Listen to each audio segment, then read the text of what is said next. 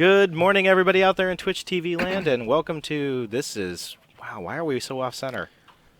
It's not right. Because the thing is, yeah. I'll just sit half in the frame. We're just gonna get cozy. The Dawn Gate. The Dawn Gate. The Dawn Gate's only opening on this side of the camera today. So, all right. Well, welcome everybody to our weekly community catch up. My name is Andy Belford. I'm the community manager for Waystone Games and Dawn Gate. And joining me today is Daniel Dibbs Gibson, or Dan, as we call Daniel. Daniel is the real name. Daniel is the true name. That's what we see on the emails when they come through. Right. That's true. Daniel G. Daniel G. That's right. Excellent. So we're here today to talk about some cool new stuff. We've got a new Shaper reveal today. We do. Yay! Delightful man. New Shaper time. But of course, before we get into that, we're going to do our little peek around the community really fast, just to kind of update you all on what's going on with the game and the players, and that would be you guys. So, Hayesville. Hello, everybody out there in Twitch chat. How you guys doing? That guy says my name is Gibbs. Yes, joking. Free Phoenix. Obviously, he is a Twitter follower That's of true. yours, calling you Gib. So.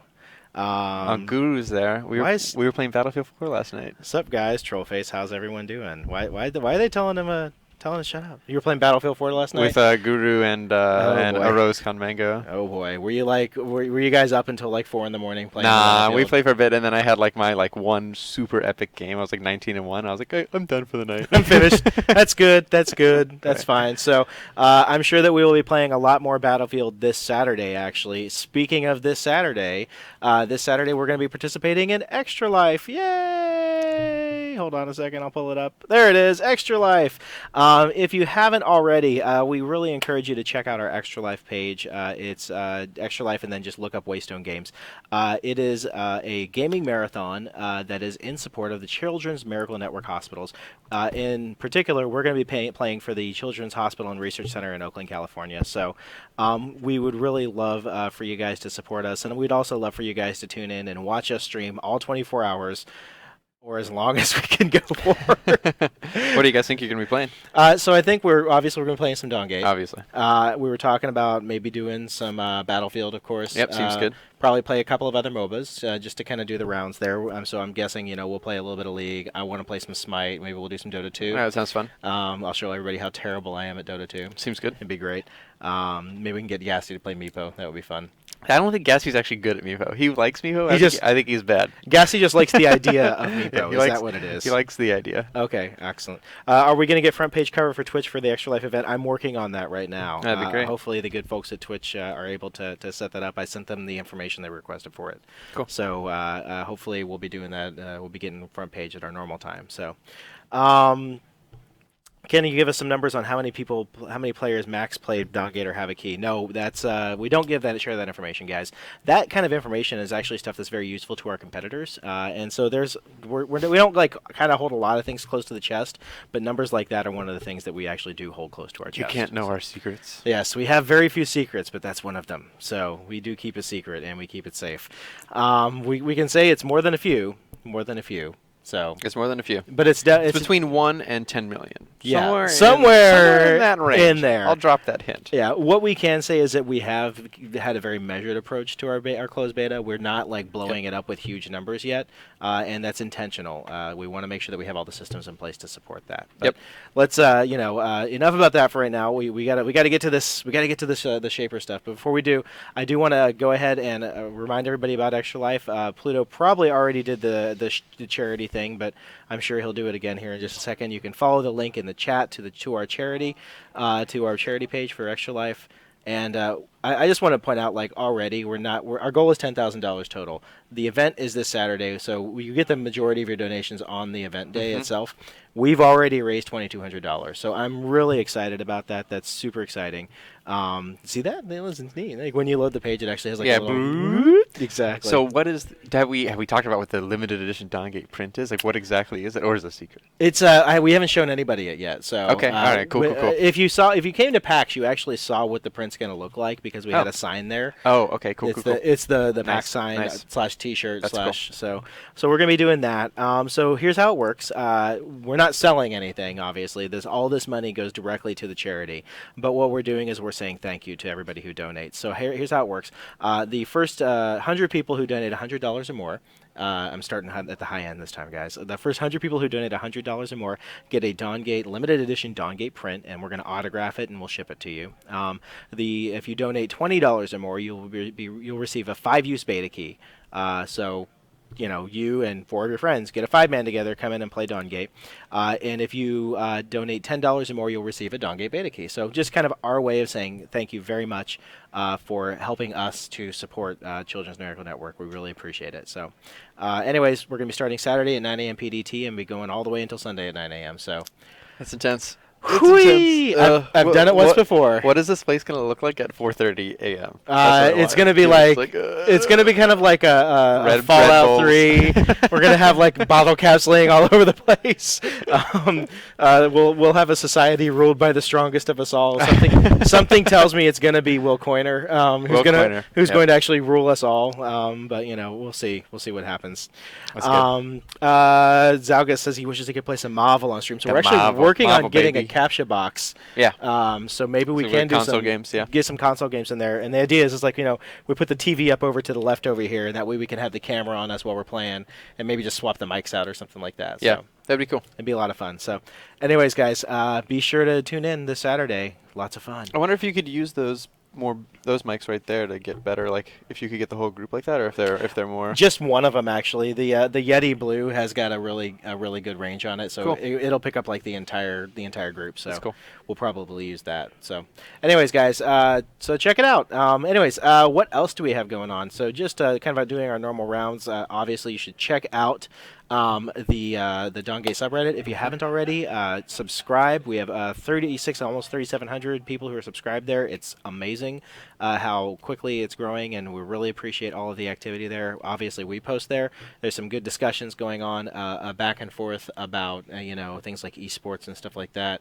Obviously, talking about the lore, and this is kind of just like any other Reddit, it's where you go to get your most up-to-the-minute news. So, one thing I do want to point out too today is that Garwar just posted today that his fan site is now open to the public, which is kind of more of a lore-centric fan site, and I believe this is backed by the Stratix network, so really cool.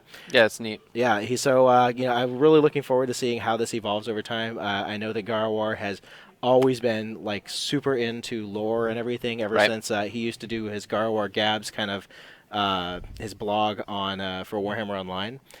He actually had kind of like one of the most well-known quest write-up, basically event write-ups. Like anytime there was an event, you would go to Garwar Gabs to learn all about the event and to kind of see the walkthrough for it. And that's cool. Like that. So, a guy who's always been super involved with community, and I really appreciate him putting this together.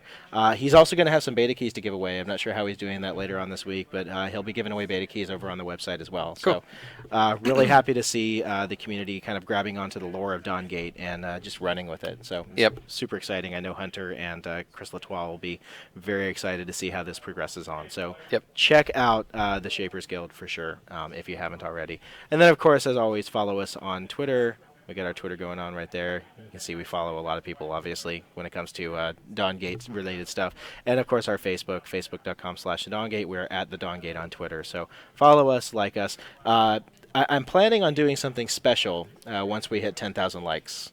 Oh, what do you got? I'm not telling. It's a delightful secret? I don't want people to do it just because they know what we're going to give away. So it's going to be kind of like a celebratory thing. Like once we hit 10K likes, I'm going to do something, and so we'll see what happens. I've been starting to see a few things get reblogged on Tumblr from the Dawngate. Are we going to have a Dawngate Tumblr? Where's that Tumblr at? We probably will. The biggest thing when it comes to platforms like this is you have to have content to populate on them. So.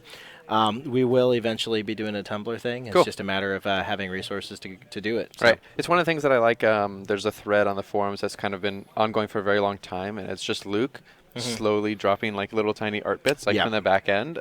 So that would be delightful to put all those things on there as well. Absolutely, I agree. Lots of good concept art, just like money pigs, right? Just like basically some pigs with some swords in them, but it's still cool to see the concept. All that stuff on Tumblr. Yeah, that stuff on Tumblr is great. Don't forget we also have the Dawngate DeviantArt page too. So there's all sorts of opportunities to interact with the community, especially on the art front and everything as well. So So very exciting. We have a new shaper coming out. So let's talk about the most recent shapers we've had. So let's see. The last two were not mine. So we had Vex and we had Zalgus. Yeah, the last two. So we've had kind of a focus on range shapers for the last couple. Right. And before that was Renzo, right? So range shaper. He was a support. He's a support. Right. Melee support, melee-ish though. He still is like a good equal focus on back and forth, between his stun and his Q and everything. And then we had, let's see, before that was Kindra and Petrus and Varian. Is there anyone else that's been released since the beginning? I can't even remember. I don't know. It's only been 6 months, and we're like already forgetting like I know. who have we released? Who's in the Dawn Gate? Who is in the Dawn Gate? We've released 7 since the beginning. That's right. So Vex was kind of our first non-human. It was non-humanoid, I would say. So, very true. Yep. Although Moya does kind of tend to look like she walks on all fours and everything. Right. But I'm very excited about this new shaper. Oh, and Reyna, of course. Reyna, Reyna's yes. like my favorite. I'm so sorry. That's like the worst thing to do. I pretty much only play Reyna. How could you forget Reyna? She makes sure you don't by being right in your face all the time. That's what she does. Anyway, Zalgus would say that. That's true. He's got to stand. He's got to stand up for his big sister. Right? I know, it's true. That is what it is. That is what it is. So anyways, new shaper today. So let's talk a little bit before we get into it about. We've had 2 range shapers. Is it time for another melee shaper, sir? It's time. It's time for another melee shaper. Okay. We had in the very beginning. We had this influx of bruisers that we kind of didn't expect. We had 3 bruisers to start, and we came up with 2 bruisers past that. And we were like, oh, God, we need to chill out on the bruisers for a second. But the time has come. The time has come. Right. So if we look at the shapers that we've put out since the start of things, we've only really put out we put out obviously with the roll system, all of our shapers are very strong in the jungle, right? Or not very strong, but can jungle, I should say. Of the shapers that we put out, only one of them is, I would say, has exceeded in the jungle, and that would be somebody like Petrus, right? So far, Renzo's not super strong. Absolutely true. Yeah. Kindra can do the jungle, I think. Yes. But people have primarily been playing her lane, I would say. Yes. She is generally, you see her as either a tactician, predator, or sometimes even a gladiator. Like Pluto plays her as a gladiator. Yes, right. Does a really good job with it. So, we are looking at a new melee bruiser. Is he going to be a viable jungler? Or? Yes, he is a incredibly good jungler. He's an incredibly good jungler. Yep. So let's look at some of the mechanics we already have with our existing junglers. Okay. So right now we have the great mobility of Moya. Super high short range mobility in Moya, right. as well as pretty good initiate, but more single target initiate. We've got Volek, who's the super powerhouse. He's got the most damage. He also does magical damage, so it's harder to mitigate against him, or I should say, squishier targets don't naturally mitigate against him, so he can just absolutely obliterate you, but has no mobility and only has 1 gap closer.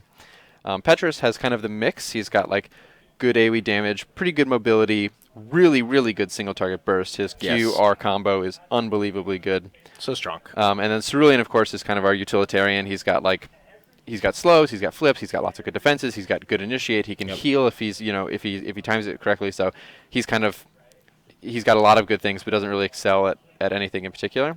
And then the new guy. Yes. Should I talk about his kind of let's thing? talk about what were you trying to address with this new Shapers kit? What we wanted was the original goal was to make what I was considering a support bruiser. Everything I want to do is supports. Originally, this character I was like, he's going to be a support character, and everyone's like, that's stupid. I was like, okay. So we had the idea of a support bruiser, which basically means that he has a lot of things on his kit that don't require power to scale. So in this case, it would be CC as well as mobility. Okay.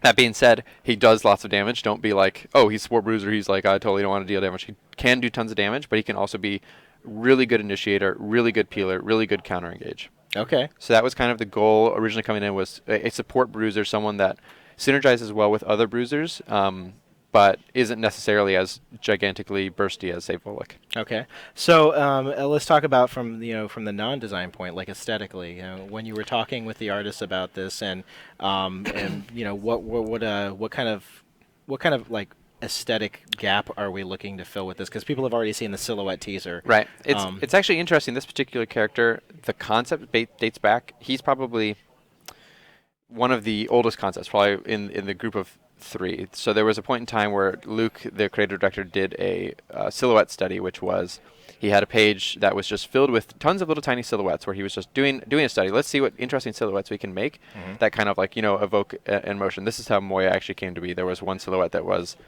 otter with an eel, and we were kind of like, it's wacky, let's do it. And there was one silhouette that actually had a little bit of sketching on top of it, which was, well, so you've seen the teaser, kind of this lizard reptile guy who had these kind of like very particular flavor of energy. He looked very, the original concept had him look very monk-like. So we found it very interesting. We were like, oh, that guy, like, he looks interesting to begin with, but he's also got this kind of like unique magical style as well. So that's where that came from. We pulled it.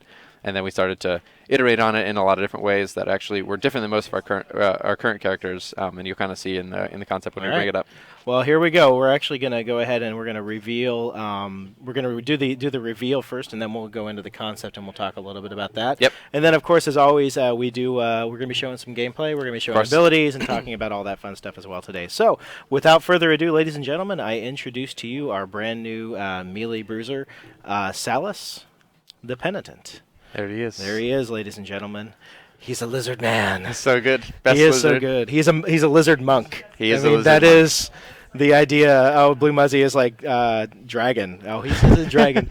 I guess dragon-ish. He's got kind of the snout. He's got that like Komodo dragon lizard thing going on. Right? Komodo dragon. There we go. That's right. Dinosaur man. Nice. He is an incredible dinosaur man. He is an incredible dinosaur man. And I will tell you this, that art is so cool. Yeah, Kevin, I gotta say, Kevin Gassado, not only is he a good Dongate player, he's an amazing artist. Right. He did an outstanding job. I'm not sure if he's the one who did all the modeling for this one. He's probably in the chat, so he can tell you.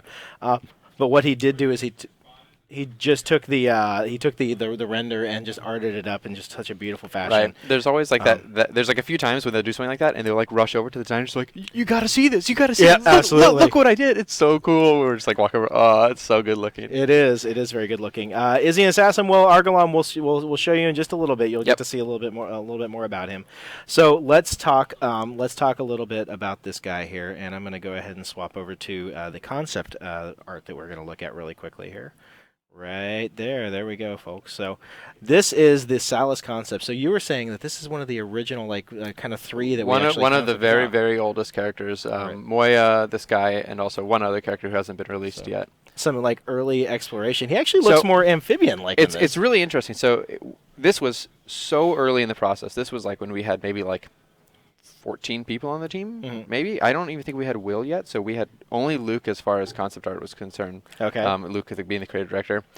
So we tried this thing that we hadn't done yet, which was we asked for internal help from EA. We were like, we need to iterate on this concept. What can you guys give us? So we asked for help, and we kind of sent it off to some other artists, and they took it, and they came back to us with what you see here. And we were like, this is interesting. It kind of went in a different direction than the very original sketch, which was really just a tiny sketch. We just found it very evocative.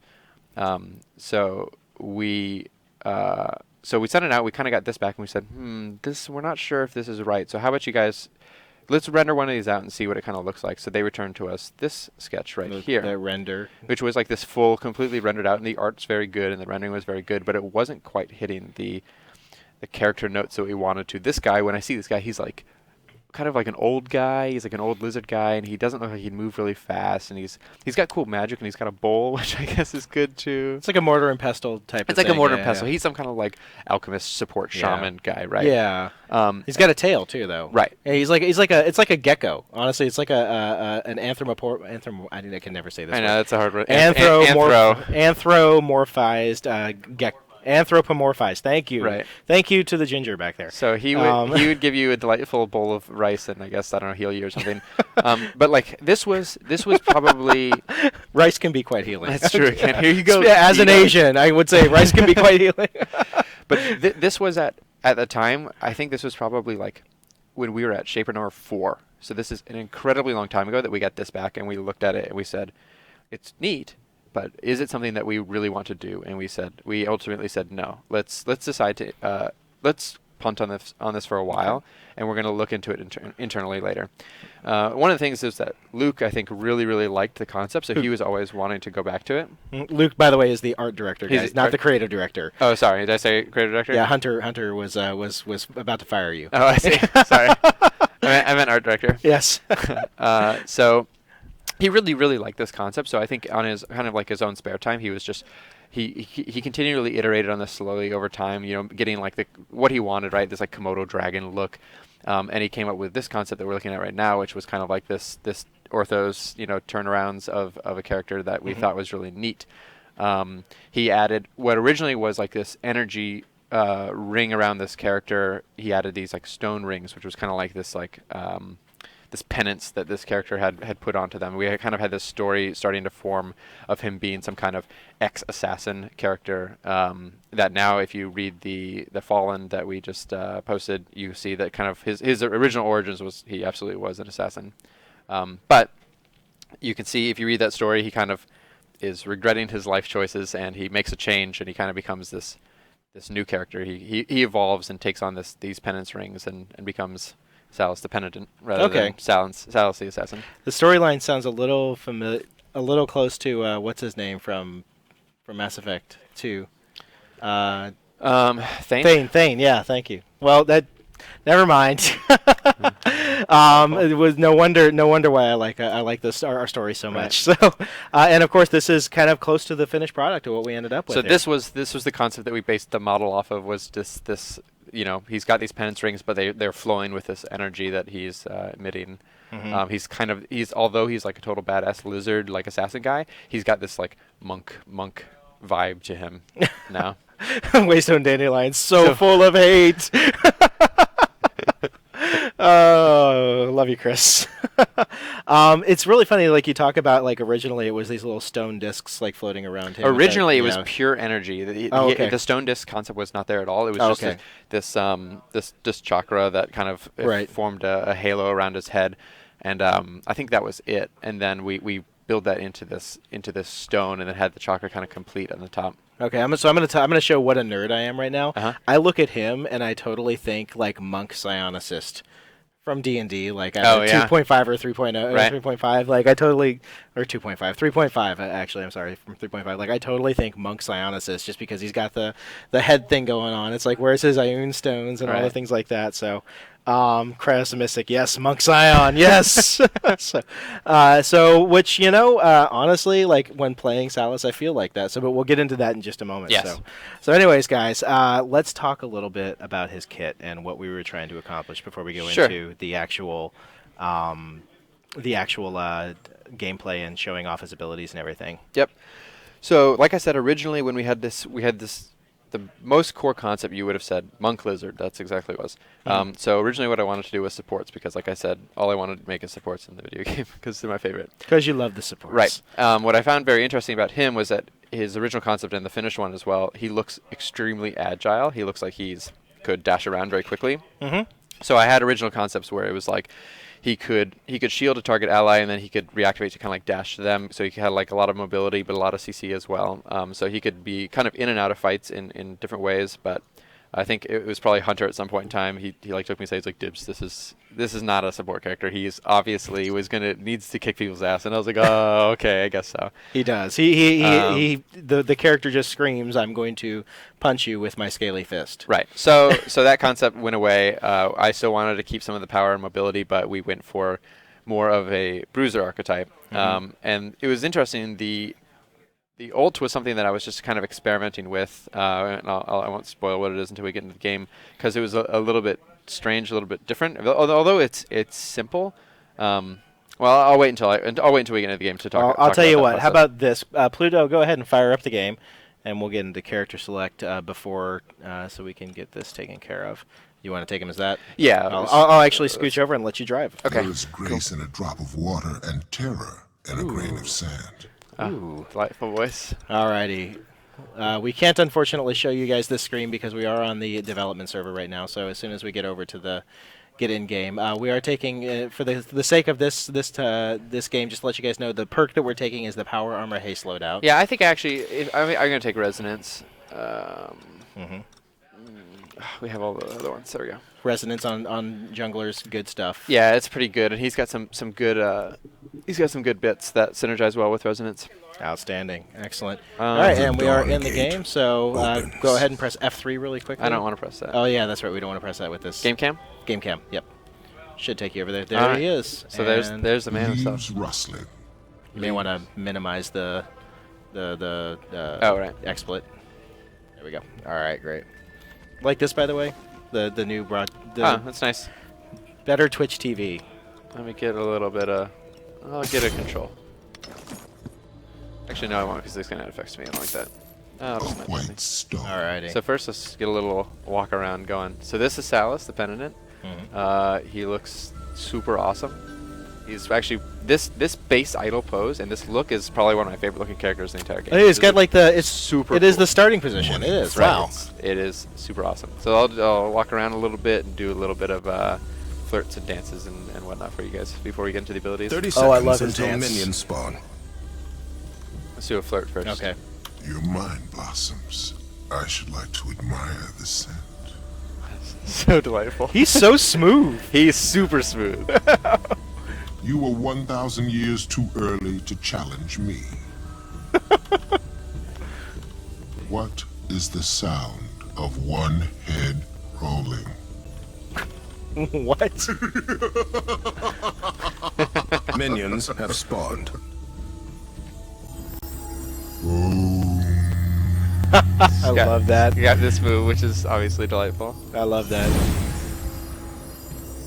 All right, so I'm gonna go to the parapet where I assume my friends are waiting to get beat up. But of course they are. Oops.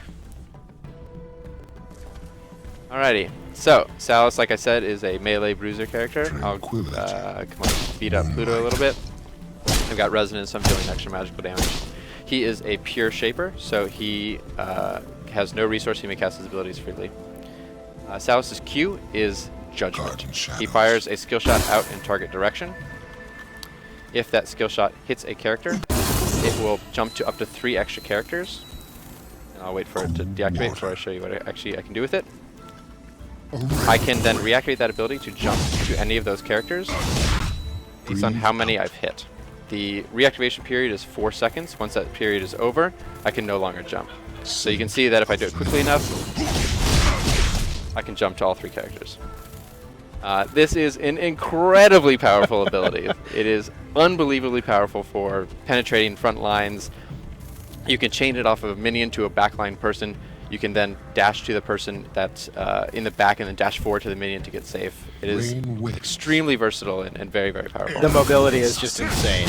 Right. What? You can Oh my god. You can see that when I have them marked, mousing over them will highlight which target I'm going to jump to. I didn't get a mark on here on Desecrator here. I don't need to click on the character to reactivate. All I need to do is have my mouse near them. So it does not require 3 precision clicks as your character is also moving around. You'll see that I do this. I have my mouse near Pluto, and I press Q and I reactivate. So it's very easy to do the kind of like 1, 2, 3 reactivation. Or even, yeah, I mean, this adds just like a whole nother layer of strategy to kind of that. Choosing which target to jump to, and you can also like being like, I want to keep a a target for me to jump out to is very deep and has to be done very quickly, but it's super satisfying, obviously, when you do. So and this is something that I'm noticing is like, as we get further along, like in general with our shaper design, we're starting to introduce these more complex mechanics. So. This ability under the hood is extremely complex. There's like so much stuff going on that's really going, and this is also represents several pieces of new tech as we have like kind of this kind of tech, which is a little more difficult than you might imagine. Right. But very love the sound, by the way. Yes, it's so good. Good job, Caleb. Caleb doing a really good job with that. What? That's insane. I saw someone ask immediately, they were like, does this have a maximum recast range? Yes, it does. It's about 40% longer than the cast range. So if they do something like a high mobility ability or they blink out of the way, they will outrange the ability. It is also possible to, once Salous is dashing, it is possible to blink away and then have the dash fail, or he'll just go to your last location, but it has to be a very significant blink. It can't be a small one. Okay, very cool. So I'll move on to his other abilities. His W is Spirit Seals, Upon pressing it, he gains a haste bonus to himself for 4 seconds and creates these 3 spirit seals that spin around for a few seconds. If those spirit seals hit an enemy, they will do physical damage in a small area around them. And if all 3 spirit seals are destroyed at once, or are consumed, the haste bonus on Salous is refreshed, and all nearby ally shapers gain a haste bonus as well. Okay, so this is people are making the obvious allusion to the Diana. Right. Diana W, where Diana has her like shield, this is more of an AoE support ability. I mean, it obviously gives him lots of haste, which allows him to kick ass faster. But if he is engaging with people like Freya or Cerulean or Artificer, Petra, another good melee character, the haste bonus is going to be huge for them. So I'll show you one more time. Put on those orbs. 1, 2, 3. Boom! You see that little explosion right there? Yep. If I had any allies within that area, they would be gaining a significant haste bonus as well. Wow. So it's quite good to kind of do this, jump to the back line. Oh, I gotta go parasite. Oops! You should probably move away, Sam. They just kill it. Cool water. So you can see that kind of as I dash through, I'm able to proc those spheres, those seals very easily because I'm passing through and igniting them immediately. They do AoE damage, so it's not just the target that hit it, is anyone that is nearby as well. So if I get close, you can see that both Dibs and Desecrator are taking physical damage there. So this W, like this is like a lane bruiser's dream right here, because what you're looking at is your Salous comes in from the jungle. Let's say you're playing like a lane Freya or Cerulean or something, and you come in and all of a sudden you've got this basically partner in crime right next to you, right next to the other enemy shapers, and they're giving you this gigantic haste buff. Yep. Wow, that's impressive. It's super powerful, but it's kind of because his initiate abilities are generally greater than all the other characters. As you can tell, his Q is very, very powerful. It's on them to engage with him so that they get that haste buff. It's a one-time detonation. If they're not within range when that haste buff goes off, they won't get the haste bonus. Okay. So if you see your Salous engaging and you know that he's going to engage, make sure you get in there with him if you're melee, if you're appropriately melee, and then get that bonus. Okay. So his E is called Penance. Morning fog. It is a single target physical damage and root. So you see I can just root, Dibs, root, Zalgus. It is as simple as that. The root duration does not scale with level. It is flat at all levels. So it is a very, very potent ability to take at rank 1 at between levels 1 to 3 and then leave there until late game. Makes for a really, really good ganking tool. Obviously, you queue in. Once you get to your target that you want to get a kill on, you activate your E, you activate your W, give anyone a haste bonus nearby, deal damage to them, and lock them up for an easy kill. The root duration doesn't scale. However, what does scale as you level it up? The damage and the cooldown. Damage and cooldown does scale. Right. So late game, obviously, it's very good to get a lot of cooldown. He has a lot of natural haste on his from his W, so he's able to keep that cooldown even lower. He's an ability bruiser, so he's got good ratios on his abilities for as far as haste is concerned for cooldowns. Okay, very cool. So if I could have my guys group in a little triangle, so for maximum, yeah, that's good. Maximum demonstration. Maximum demonstration. So his ultimate is called Absolution. Water. Silenced. Salous fires a wave of energy in a cone. Additionally, he deals a PB AoE physical damage that does a stun. So you see this. Enlightened.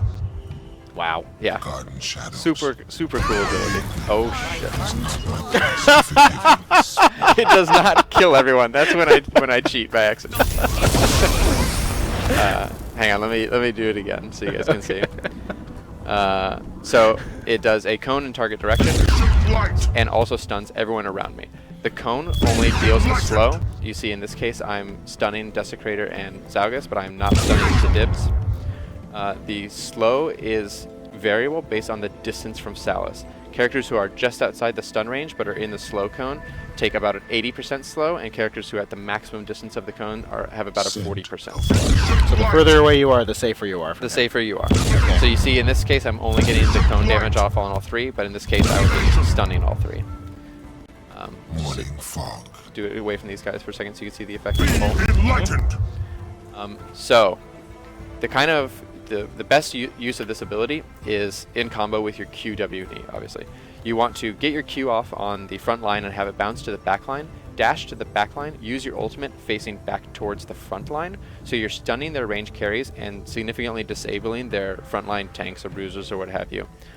Because it's it's PBAE. All you need to worry about is where the cone is facing to get maximum returns from the slow. Anyone around you, whether they be in front or behind you, are going to get slow. So could you show us what a full rotation would look like from this guy? Sure. All right. So I'm going to Q into the back, hold, W, and then E. Oh, and I got my God mode on. Yes. So if they weren't in God mode, significant amount of AoE damage, all physical, but very powerful engage, very powerful lockup. Single target lockup is slightly longer than my AoE lockup, but I do have powerful AoE stun for those backline. Building damage on this guy makes him feel, he can feel pretty significantly assassin-y. He becomes a glass cannon. He's got no defensive steroids on his kit whatsoever. But if you get into that backline and perform full combo on them, if you're full power Salous, you're going to you're going to devastate their backline.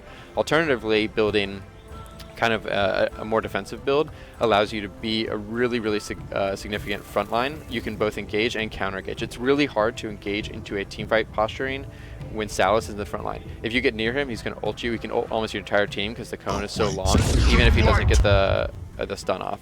Additionally, he's going to be rooting any single target threats. Like if a Freya starts to get into your back line, he's got really good peel with the root. If it comes down to it, he can end up ulting a single target for that extra stun if he needs to peel for one of his allies. Okay, so let's talk about roles for this guy. Obviously, we chose the hunter role, but what other potential roles could Salous fill actually in the game? So we've actually seen a lot of success with him in Tactician or Predator in the lane, more than I was expecting. The threat of the QEW combo is very high. If you use it correctly by chaining off of minions, you can hit people in the back line behind their creeps. So doing that combo, being able to dash into the back line, do E, use W, R if it's up, and then Q out is a lot of harass that you can do. I think it's more difficult to do than say the hunter role for him, but it's pretty successful. Okay. Would you ever recommend him as a gladiator? Would you say? I think you could do it. I think that it would probably be better not to. I would prefer to use my abilities on harassing the enemy characters or locking them up than I would on wanting to get last hits. Okay. And guys, we are going to take some questions here in just a little bit. I just want to get through this really quickly now. All right, so let's before we go into the questions, let's go ahead and talk about the item build fast. Sure. So he's got you'll see. If you're familiar with bruisers in our game, he's got a pretty familiar kit to bruisers. We start him with hunger because he's generally a jungler, and it procs very well off his W. He gets a lot of haste for his basic attack off his W as well, so using those basic attacks will proc things like resonance quickly and the hunger single basic attack amount. So this represents a pretty defensive core build for him. Glory is always good for physical defense as well as AoE damage for wave clear. Rampancy is a good choice for him because it gives him some power that he needs as well as synergizing very well with Glory. Rebirth is pretty good on him because he needs to go into that back line. He's often the first initiator. If you were to go into that back line, get your stun off on the carries, and then have to survive through a little bit of team fighting, you might get focused first compared to the rest of your team because you're the initiator, so it'd be good to survive that initial damage. Chaos is a pretty good spell, a pretty good item on basically any character. The haste and mastery is very good for him as far as the crit is, so that he can be critting on his basic attacks with the extra haste bonus that he gets on his W. He's going to be critting more often. Conquest, very obviously, is a good thing for him since he's going to be between every ability he uses, essentially, he can be doing that auto attack. He can be proccing that auto attack bonus if it's up. Being able to Q in and immediately get an auto attack on a character is going to deal a ton of damage.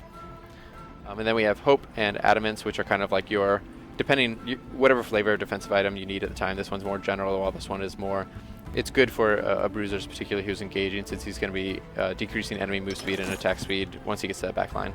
Okay, so let's say I think was Scott using decay on some of the internal stuff and like having really good success with that? He was, and there was a particular time when the tuning on the W allowed decay to proc much wider than it does now. So I don't think that is going to be as effective as it was, but it might be. I encourage people to obviously to experiment with different builds. So let's say you were going to jungle with Salous.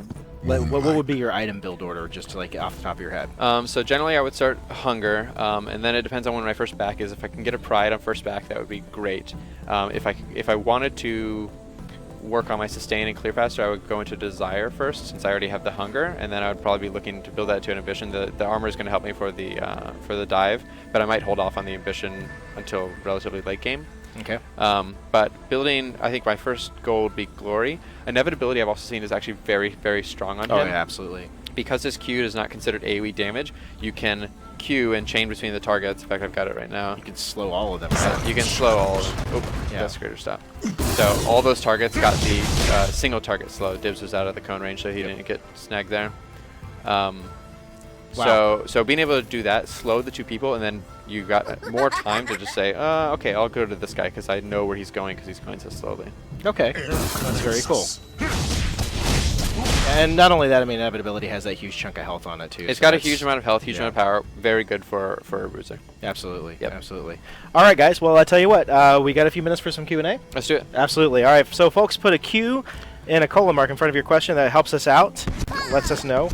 We are giving away beta keys right now silently in the chat. You do need to be following the channel. If you are selected, Pluto will send you a PM with the beta key in it. So let's go ahead and we'll start off with a question from Simril. And the question is his Q targeted or a skill shot? I missed the first part It's of a the skill shot. Here it goes. Yep. Can we show the reticle for it? Yep.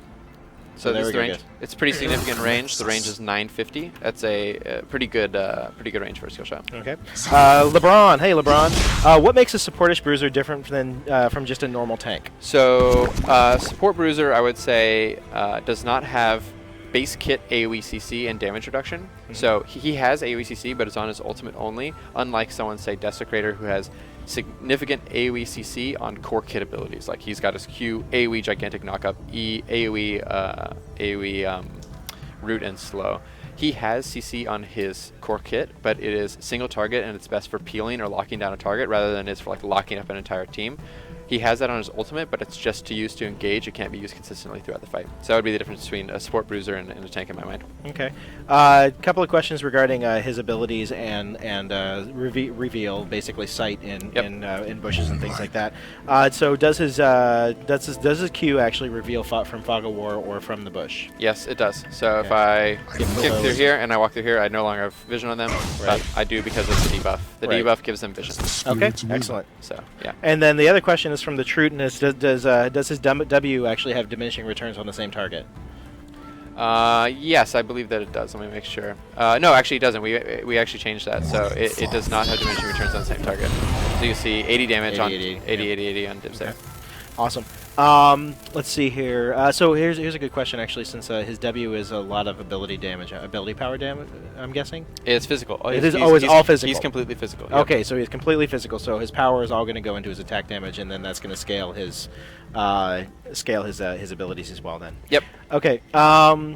Let's see here. Periwinkle Jr. is asking, does the damage on his ultimate do the same on the cone as the stun area? It does. So you don't need to, as far as like damage, total damage output is concerned, all you need to worry about is hitting as many targets as you can. What you need to worry about is who you want to CC with that particular ability. So ulting the back line for the CC and then coning towards the front line for the damage, Right. equivalent amount of damage across.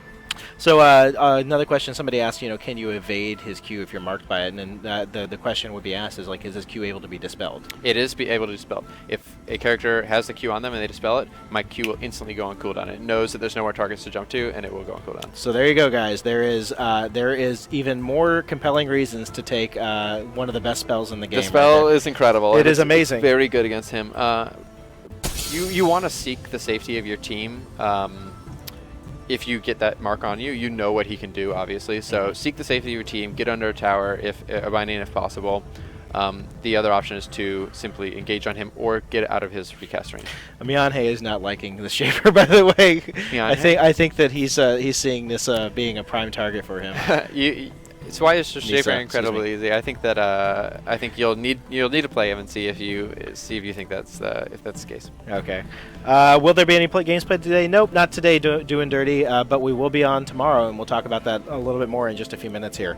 A bit of a technical question: will we be able to use the Salous Q dash style targeting for attack moving? I'd love to use it to last hit in lane. I'm not entirely sure what he means. Will we be able to use the Salous Q dash? Oh, for attack moving? That's an interesting choice. I think it would have to be another command. than attack moving. I think because it's what people are used to is kind of like, from RTSs, it's I will attack the first thing that I come up to. But that's a pretty interesting idea. DS Hyatt wants to know what we're doing for lunch. I'm probably going out to specialties. Of course. All right, Hyatt. Oh, and Zalgus has wings, so we're doing wings. Zalgus has wings. Delicious, delicious wings. Yeah. Let's see here. So Blue Muzzy and a couple of other people have been asking about ability and damage cooldown. Sure. So we'll look at his Q. I don't have any base haste right now, so I have a 7-second cooldown on my Q at max rank. It deals 95 damage on the first strike and 135 when I reactivate, as far as the base are concerned. So there is more damage on the reactivation than there is in the initial. So if you're thinking about, I could totally take Salous in the lane and just poke with his Q, it's going to be doing less damage unless you do the full reactivation combo onto it. His W has a 7-second cooldown at max rank and does 100 damage per seal. The haste that Salous gains himself is 60. The haste that he gives to his allies is always halved, so at max rank it's 30. 30 haste to all allies in the zone is very significant. And 60 is also very significant for him as well. Penance is a 8-second cooldown at max rank, and it does 230 physical damage, so that's a pretty significant single target burst there. And then his ultimate is a 110-second cooldown at max rank and does 350 damage on both the PB AoE and the cone. And the movement speed reduction on the cone is from 40 to 80%. It does not scale with rank. It's flat. That is a flat amount. Okay. So Miyadhe was making notice, and we're going to take a couple more questions, then we're going to call it a stream, guys. Because obviously Dibs has to go get wings. Clearly. So Miyadhe was actually noticing that it seems to bounce fairly easily, even if they're not in a straight line. Like, is there a is there like a mechanic that makes it just hit those multiple targets even if they're not in the straight line, or do all targets have to be within the reticle to be hit by to be marked? So it will go past, so 950 is the range of the projectile. It will continue to chain past that. There is actually, under the hood, there's 2 cone checks happening. So there's about a 140-degree cone past them. But first it does a very narrow cone to look for a target directly behind the target that you are hitting with the first one. So it'll look in this narrow cone, say, is there anyone right behind the target that I want? It wants to go in a straight line. And if there's not, it will then check again in a much wider cone and say, oh, okay, well, I'll just take one of the other targets. So if you see 3 characters in a straight line, it will generally bounce between all 3 of them, but it will give you a little bit of leeway if a target's out of there. Okay, excellent. Let's see if we got one more question. Simon Record, which role is a new shaper? We actually talked about that earlier. We recommend Hunter, obviously, but he can also perform well as a tactician or predator in lane. Yep. So one thing that folks actually asked, I'm going to go ahead and close out on this. I saw somebody ask this question earlier. Let's say you're taking him in the jungle. Which camp should we start at? What's our route look like with Salous? I like to start at blue, like I do on a lot of junglers, and then it kind of depends on. And I think I probably say this every time that we talk about a Bruiser jungler character, but what I need to be looking at is which lane do I want to gank, and what level do I want to gank at. So if I'm looking to, and this kind of influences my ability choices as well, so if I see that I've got a hard CC lane that's going to be very easy to gank, something like Renzo and anyone, I'm going to be looking to gank maybe at level 2 or 3. So I'm going to want to head after blue to the buff that is near their lane so that I can hit level 3. So if I see that I start at blue and Renzo right now is in my bot lane, I'm going to head to orange first, clear my orange, and then go in for the gank with all 3 of my abilities. I like to start with W as my first ability if possible. A lot of times, like shenanigans in the jungle at early levels will make me force me to level up my Q, probably in rare cases, or my E if we want to lock down a target. If I can take my W and then my Q and then my E, I'm ready for ganks at that point. I would think that with a common strategy, I mean, I jungle a decent amount, and one of the common strategies that I see is I usually as a jungler will invade either power or armor on their side. Right. So I mean, I would think like if you're trying to bait them into that surprise, we're all in the bush here, right, thing, you would actually want to go with the E first, just definitely, to guarantee that kill. If I'm going to have some early game engages and we're definitely looking to surprise them in a bush, a 1.35 second route is fantastic at level 1. If you have another person with CC in there, I mean, it's basically GG if they face check a bush. Yeah. All you need is him and like a stagger, a Renzo, or a stagger, or a Zalgus chain, like anything. Yeah. Is this Lee Sin's brother? No, he's actually the pet lizard he used to keep in the terrarium. Right. No, I'm just kidding. He is. I think the only similarity you'll see between him and Lee Sin will be the fact that they're monks and that he has a really cool. Has a closer queue like that, but it's obviously it operates mechanically very differently. Forget So, yourself. it's Lee Sin's master. Sleep There you will go. die. We're not gonna be so bold as to say things like that. What we will say is we're very happy with how Salous has turned out, and we definitely feel as though he's gonna have his own look and feel as you play him. You'll find that I've played Lee Sin. He plays very differently from Lee Sin to me. Is this Q interruptible by random Q? Yes, it is. It is a normal dash, so anything that would interrupt the dash, like a root, a stun, or a knockback like that, will interrupt it. Do Q bounces prioritize shapers? It does not. It does not. It will prioritize targets behind the primary target, like I described before. Okay, there we go. All right, guys. Well, I tell you what, I'm going to go ahead and I'm going to call this. We're going to call this a stream. But before we do, if I can just scooch over a little bit. Yep. Before we do, folks, I do want to go ahead and remind everybody. Hey, there goes Dibs suiciding into An the enemy has been executed. Yeah. That's good. Let's see. Quit the Dawn Gate there. All right. Hurrah! Anyway, so before we do sign out, I want to go ahead and let you guys know the servers are going to be on tomorrow morning at 9 a.m. Or not? Yes. Today's Wednesday, right? Today's Wednesday. Today is Wednesday. So tomorrow morning. I'm sorry. Tomorrow's Halloween, by the way. Oh, this is going to be. I'm going to be tired tomorrow. Whoa. Oh. Oopsie. I just pulled my butt plug out. That didn't. Sorry about that, folks at home. That didn't sound good. That didn't hurt. That must have hurt. So tomorrow morning, 9 a.m., and they'll be on until midnight on Sunday again. So be sure to tune in. Tune in tomorrow. We'll be probably pulling up the stream. I might actually pull the stream up a little bit early tomorrow, just because I'm going to have to leave a little bit early. Got to get home and take the kids trick or treating. Oh, cool. Good times. Nice. Good times. I like it.